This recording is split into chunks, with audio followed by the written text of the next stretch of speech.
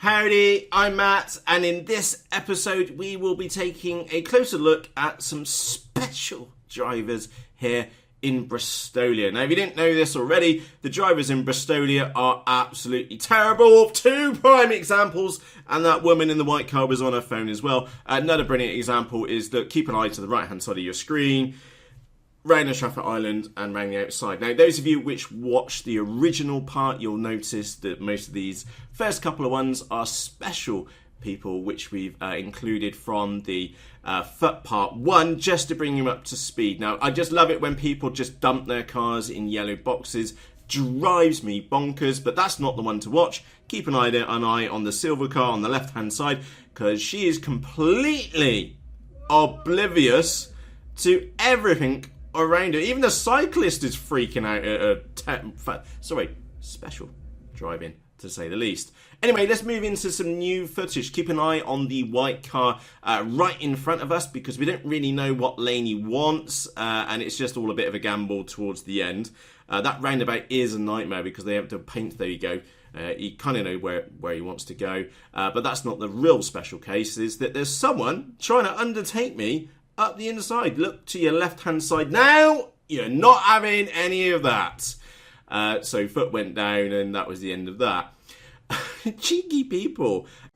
Moving on, that white car in the outside lane nearly stuffed it behind me. He left tyre smoke behind me where he panics, and I didn't get it. And look, he cuts in, just cuts in over there as well. The guy was doing about 90.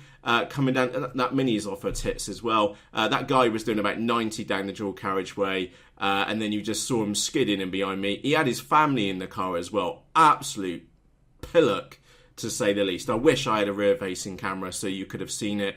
Absolutely unbelievable.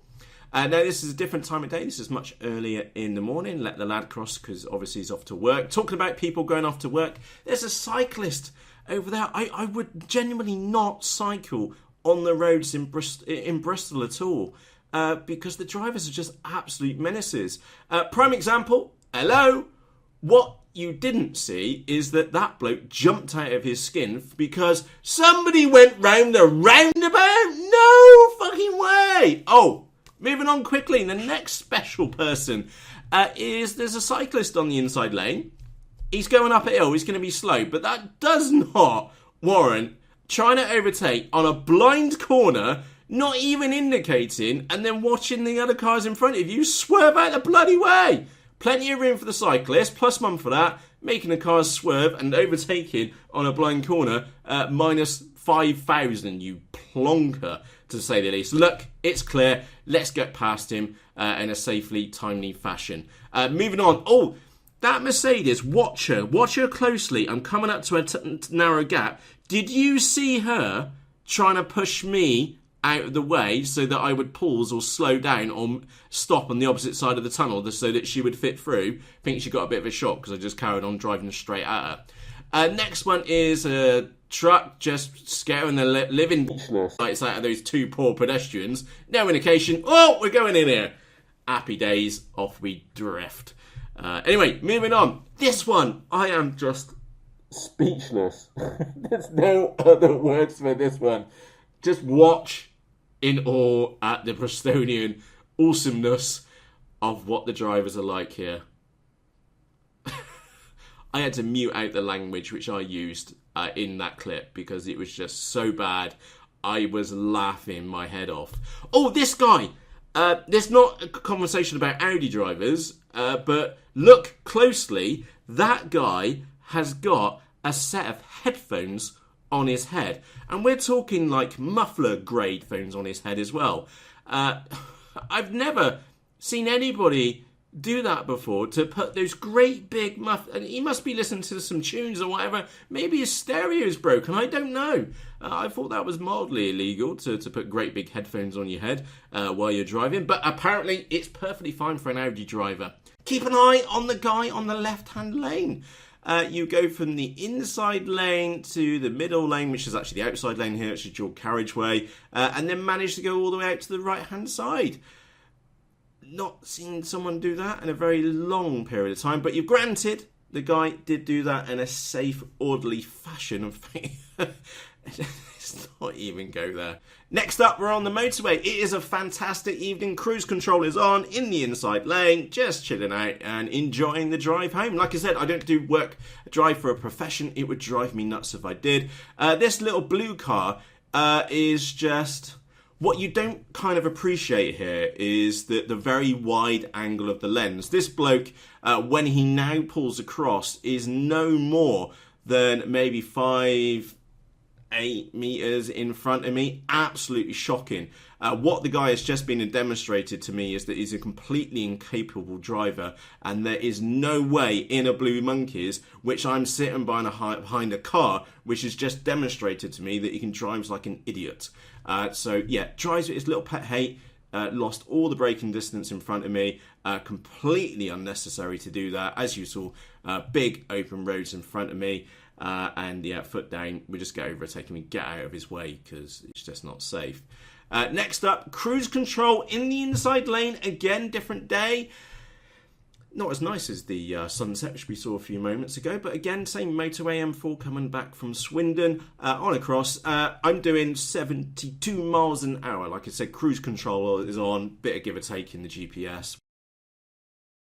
Anyway, so the VW is not the topic of conversation here. What is the topic of the conversation is the two little speeders, or 3, 4, maybe 5 speeders, which are going to come down the outside lane about now. So there's one absolute caning it down the outside lane, is easily doing a ton, maybe a little bit tad more, but not as fast as the next one you're about to go hurtling past me in a second. So we'll count her down. There she goes. Remember that BMW, okay? We don't see the Vauxhall again, whatever, but remember that BMW, because I'm going to fast forward it now, and we'll catch back up with her at the traffic lights.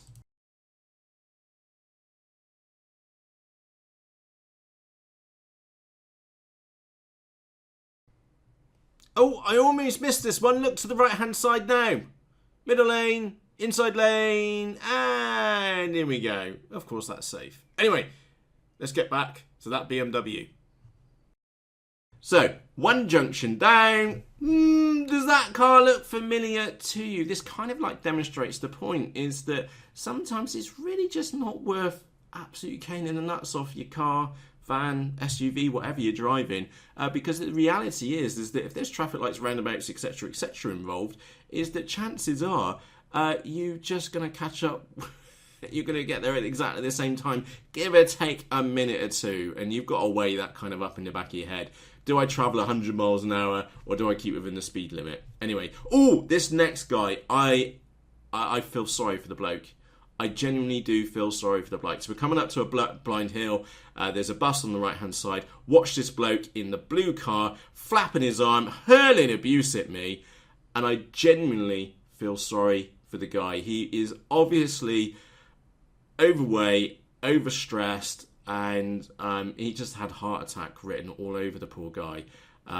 It's obviously entirely my fault that he didn't check and just ploughed on through when there was an obstruction on his side of the road, and obviously it's my fault, etc. But yeah, I did feel really sorry for that guy on the way home, and I thought about him for a while, which was that he got really stressy about somebody else's driving, and something which he cannot really impact at all. So anyway, moving on. I mentioned that pet hate of mine earlier. How many cars can you fit in a yellow box? Ready? 1, 2, 3, 4, 5, maybe 6 cars. Yeah, at least 6 cars in a yellow box.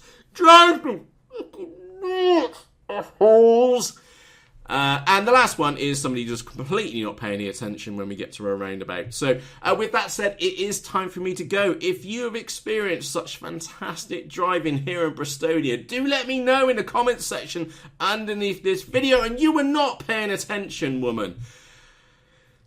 On that note, from myself, Matt, thank you very much for taking the time to watch this episode. We will see you again in about a month's time, because like I said, I don't drive for a living. I only drive a couple of times a week, and this is the kind of quality of driving which we get here in Bristolia. So from myself, Matt, cheerios!